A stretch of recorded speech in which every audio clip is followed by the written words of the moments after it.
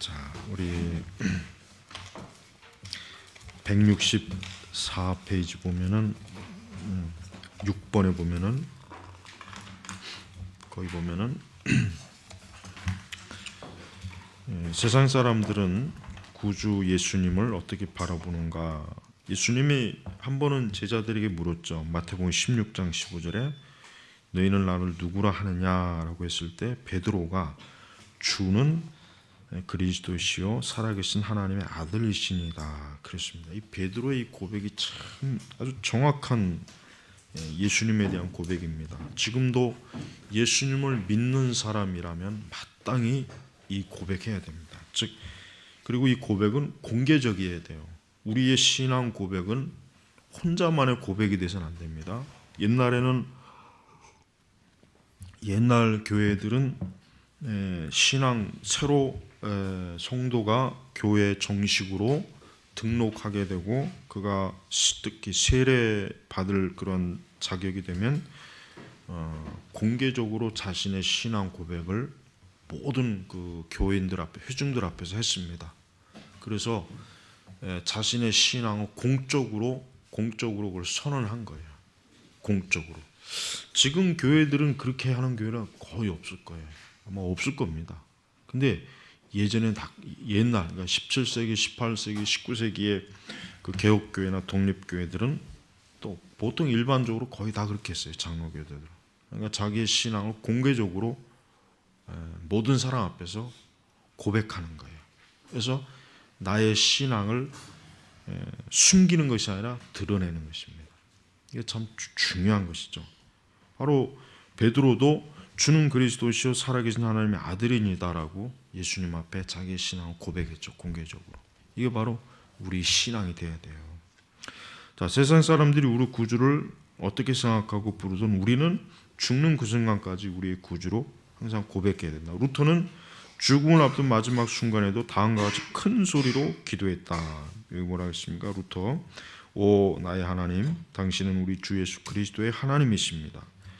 당신은 모든 위로의 근원이십니다. 내가 믿는 당신의 가장 사랑하는 아들을 나에게 보이심을 감사합니다. 나는 당신을 알고 전파했습니다. 당신은 사랑했고 세상에 알렸습니다. 당신은 로마 교황과 불경한 자들에 의해 핍박을 받으셨습니다. 그러니까 루터는 아주 그냥 뚜렷하고 명확한 이런 신앙 고백을 그의 마지막 임종 기도의 시간에도 이렇게 했잖아요. 바로 이것이 우리의 신앙 고백이에요. 우리가 하나님 앞에 우리의 신앙 고백을 사실 사도신경을 하긴 하지만 사도신경만 신앙 고백이라 여기지 말고 여러분이 혹시 개인적으로 신앙 고백문을 한번 써보세요. 개인적인 신앙 고백문. 그것도 참 좋습니다. 왜냐하면 나 스스로 내가 뭘 믿고 있는지를 알아야 되거든요. 근데 그런 것도 중요해요. 내가 뭘 믿는지도 모르고 신앙생활 사람이 지금 얼마나 많습니까? 제가 볼 때는 신앙 고백서 쓰라 그러면 아마 한 장도 못 쓰는 사람들 절대 다수일 겁니다. 우리나라 교회. 그러니까 뭘 고백해야 되는지도 모를 거야 아마. 그게 얼마나 지금 자신들의 신앙의 정체성을 모른다는 거예요. 그래서 신앙 고백서는 꼭 한번 정말 써봐야 돼요. 써서 내가 진짜 뭘 믿고 내가 뭘 알고서 내가 믿는지를 아주 그냥 명확하게 좀 해놔야 돼요. 그래야 내가 누구 앞에서도 어디에 가서도 내 신앙은 난 이런 걸 믿는다. 내 신앙은 이것이다. 그 다음에 이제 우리 개혁교회는 더더욱이나 우리가 은사주의 교회나 저런 복음주의 교회하고는 또 달라요. 그래서 우리는 우리 개혁교회 신앙은 이것이다 라고 하는 것을 또 고백할 수 있어야 된단 말이에요. 그러니까 그런 걸 못하면은 그 사람은 그 문제가 심각한 겁니다. 자기 신앙이 뭔지도 모르고 그냥 와서 앉아 있는 거 아니겠습니까? 그러니까 그런 건 안 됩니다. 그런 식으로 신앙생활하는 건 좋은 게 아니죠. 자, 우리 7번째, 예수님의 공생 기간 초대교회 시대는 외식하는 바리새인과 서기관들이 하나님을 믿는 자들의 주류를 이루었지만 그들은 예수님을 거부했고 십자가 형벌을 넘어기까지 했다. 그런데 중세 시대에도 그리스도의 자리를 교황이 대신하고 이건 지금도 마찬가지예요. 지금도 로마 교황은 자기를 그리스도의 지상 대리자라고 꼭 새겨요. 라틴어로 써 있어요. 아예 그냥 딱. 하나님을 믿는 자들이 주류는 그리스도의 말씀인 은혜 복음 대신 인간의 행위를 더 중요시하게 됩니다. 그 행위는 성인들이나 천사들을 숭배하는 금욕, 고행, 선행, 이것은 심지어 신적 권능을 잃어버린 마리아의 천진무구한 아들로 변했다. 예수님이. 근데 이제 현대 교회 주류에서도 예수님은 외면당하고 있다. 오늘날 그리스도인들은 손을 한번 들어보시오라고 하면 상당히 많은 사람들이 손을 들고, 그러나 그들이 진짜 그리스도인은 얼마나 될 것인가? 얼마나 될 것인가? 그러니까 그리스도인이라고 고백하는 사람들에게 그러면 그리스도인이 뭐냐라고 그들에게 물었을 때 그들은 사실 동일한 게 나와야 돼요. 동일한 고백이 다 나와야 되는데 그렇지 않고, 나는 방언하기 때문에 그리스도인이다. 나는 성령 체험 받아서 그리스도인이다. 나는 착한 일을 많이 하기 때문에 그리스도인이다. 분명히 아마 별 희한한 답이 다 나올 거예요. 그러니까 이게 왜 그렇습니까? 교회가 통일적인, 즉 일관된 교리 교육을 시키지 않고 또 성경을 일관되게 저들에게 부지런히 가르치고 증거하지 않았기 때문에 이런 현상이 벌어진 거예요. 그래서 우리는 참 그리스도를 어떻게 믿어야 되는지를 참 분명하게 알고 신앙생활을 해야 되고, 또 우리의 믿음에서 혹시라도 어떤 심각한 문제가 있다면은 그걸 빨리 찾아야 돼요. 우리의 믿음, 나의 믿음에 어떤 심각한 결점이 혹시 있지 않을까라고 하는 걸 꼭 주의해야 돼요. 많은 신앙 전기문을 읽어보면은 항상 그들이 왜 뛰어난 신앙생활을 할 수 있었냐면 자기의 어떤 죄, 결점, 자기에게 잘못된 것을 빨리빨리 이것을 깨닫고 돌이키는 거예요. 그게 그들이 더 하나님을 온전하게 좀 섬길 수 있었던 원동력이에요. 우리는 항상 하나님 앞에 자기 자신을 철저하게 해부해야 돼. 해부. 그래서 잘못된 것을 품고 계속 있으면서 그렇게 신앙생활을 하는 것은 정말 주의해야 됩니다. 사도행전 4장 12절, 다른 이로서는 구원받을 수 없나니 천하 사람 중에 구원받을 만한 다른 이름이 우리에게 주에 없습니다. 종교 다원주의자들이 이런 말씀이 있음에도 불구하고 이 사람들은 이 말씀조차도 아주 참 기상천외하게 해석합니다. 그러니까 참 마땅히 하여튼 죽일 놈들이 하여튼. 그다음에 뒤에 요한복음 3장 16절 아주 유명한 말씀이고, 로마서 10장 9절, 만일 내가 내 입으로 예수를 주로 시인하며 또 하나님께서 그를 죽은 자 가운데서 살리신 것을 내 마음에 믿으면 구원을 받으리라. 자, 예수님을 주로 시인해야 됩니다. 시인하는 거예요. 이거는 단순히 따라하는, 흉내내는 게 아니라 뭡니까? 자기가 진짜 깨닫고, 진짜 예수님이 정말 구주이십니다. 정말 예수님이 나의 죄를 대속하셨습니다. 예수님은 정말 하나님의 아들입니다. 이분이야말로 장차 재림하실 것이고 모든 사람의 주인입니다. 이걸 시인하라는 거예요. 그냥 단순히 예수님 믿습니다, 그걸 얘기하는 게 아니고 그런 고백을 얘기하는 게, 여기서 말하는 건 예수님을 명확하게 알고 시인해라 이거예요.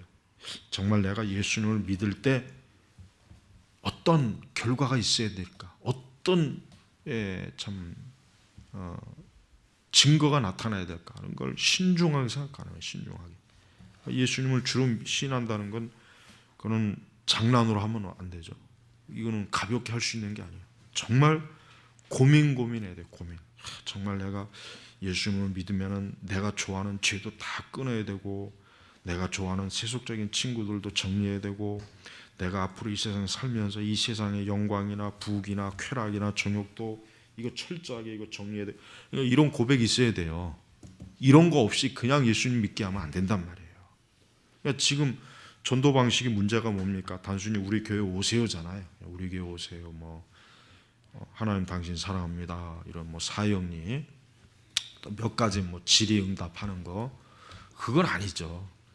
술 처먹는 인간에게 네가 예수님 믿으면 술 끊어야 된다. 이건 행위 구원을 얘기하는 게 아니에요. 그리스도를 받아들이면은 그리스도께 합당하지 않은 건 다 버려야 된다는 거예요. 그걸 요구하는 거지. 행위 구원을 얘기하는 게 아니에요. 행위 구원을.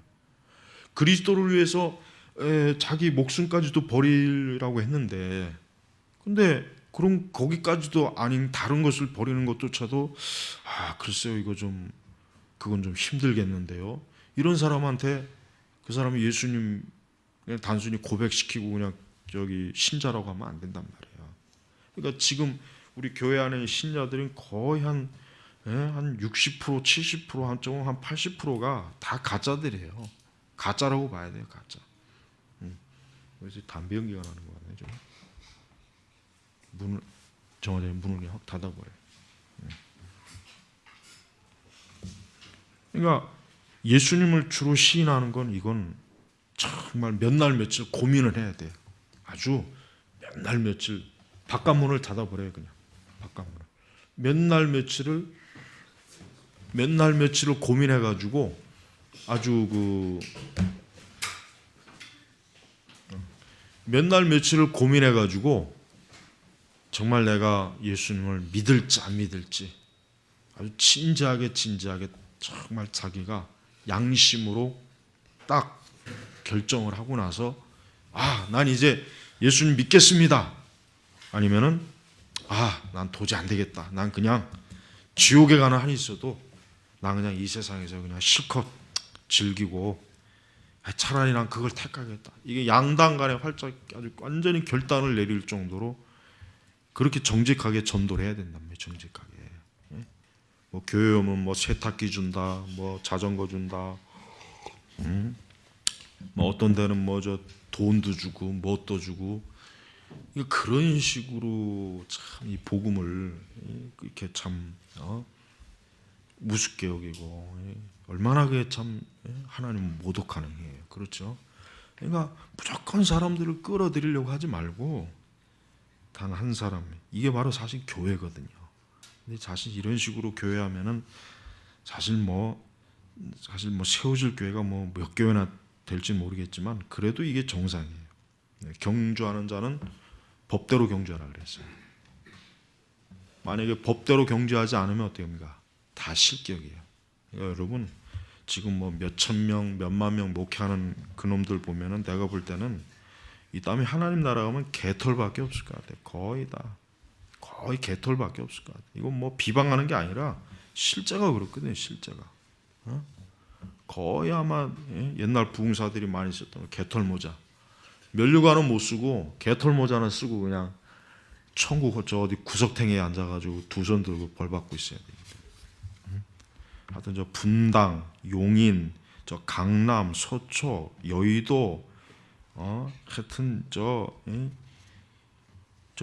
일산, 안산, 하여튼 이 지역에 특히 하여튼 개털 모자 쓸 놈들이 많아요. 아주 그냥 구역질 나요. 아주 보면. 그러니까 예수님을 주로 시인한다는 건 절대 이게 가볍게 할 수 있는 게 아니라는 거 알아야 돼요. 우리 스스로도. 그다음에 예수님이 부활을 믿어요. 부활신앙 없으면 안 됩니다.